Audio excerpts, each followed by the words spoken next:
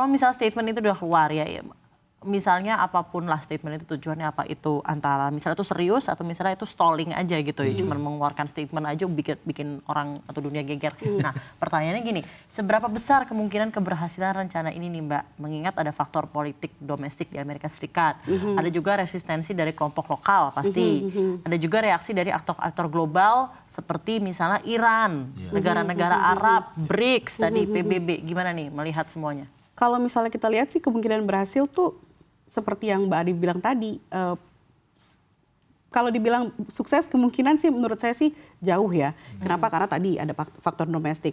Harus ada misalnya seperti kan harus ada dana yang dikucurkan US. Apakah itu akan disetujui Senat dan Kongres? Itu kan juga harus mengikuti fase yang banyak di domestik AS sendiri. Lalu yang kedua misalnya dari warga AS sendiri, apakah warga AS setuju uang pajaknya atau uangnya dipakai untuk Gaza lagi, sementara di ekonomi US sendiri masih belum baik, malah pemerintah Trump juga kan akan melakukan efisiensi melalui Doge yang dipimpin oleh Elon Musk. Nah itu bagaimana gitu kan ya. Lalu kalau untuk Timur Tengah sendiri ini sebenarnya justru memperuncing masalah. Kenapa? Grup-grup perlawanan, kelompok-kelompok perlawanan Iran, Hutsi, lalu Hizbullah, lalu kelompok Irak dan Iran yang kontra terhadap kepentingan US di sana dan terutama Israel, itu pasti akan reaktif dong, tidak mungkin akan diam saja. Mungkin ini akan membawa pengaruh kalau misal terjadi, itu mungkin akan mempengaruhi sedikit ketenangan untuk Israel sendiri sebagai sebuah negara tidak lagi melawan Gaza, tapi dia menghadapi ancaman baru dari Iran, Hutsi, Hizbullah, Irak dan sebagainya. Ya maksudnya jadi takut banget ada World War III beneran nih ya jatuhnya ya, kalau misalnya terlalu bergulirkan bola panasnya cepet banget soalnya ya dalam hal ini. Tapi sebenarnya itu yang saya takutkan itu ini loh, pola-pola semacam ini, strategi dan taktik ancam-ancaman ini dipakai juga untuk Indonesia. Misalnya related to Abraham Accord, mungkin Indonesia akan ditawarkan diiming-imingkan sesuatu untuk membuka hubungan dengan Israel. Karena kita ingat tahun 2020 ketika waktu itu Bohler, kalau salah namanya Adam Bohler, pejabat dari Kushner itu datang ke Indonesia, itu kan juga ada uang 1 atau 2 miliar US dollar yang ditawarkan untuk sejumlah proyek dengan iming-iming membuka hubungan dengan Israel.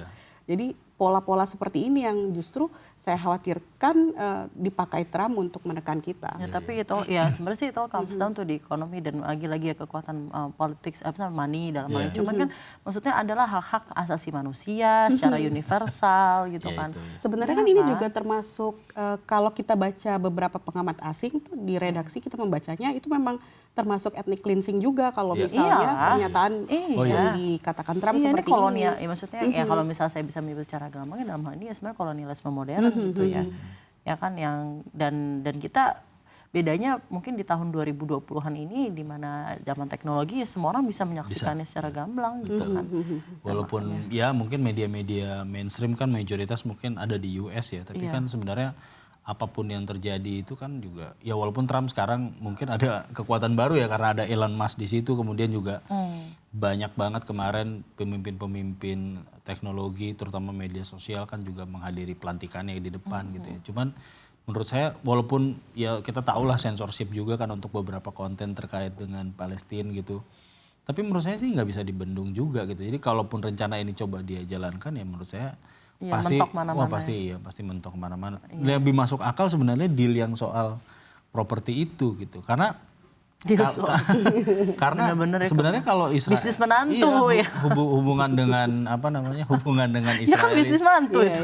Hubungan dengan Israel kan Indonesia kita juga tahu lah maksudnya beberapa produk kan bisa dicek juga di data BPS kan kita memang ada gitu kan. Tapi saya selalu ingat kata-kata Ibu Retno mantan Menlu kita bahwa Palestina adalah jantung diplomasi Indonesia. Jadi dan ini Prabowo juga presiden kita juga selalu bilang bahwa sangat vokal membela Palestina. Pokoknya untuk Palestina, bahkan mahasiswa Palestina juga belajar di Unhan segala macam, bentuknya supportnya udah sangat besar gitu ya. Jadi kayaknya kalau untuk apapun yang dilakukan Trump terkait dengan Palestina, Gaza itu kita pasti akan against sih.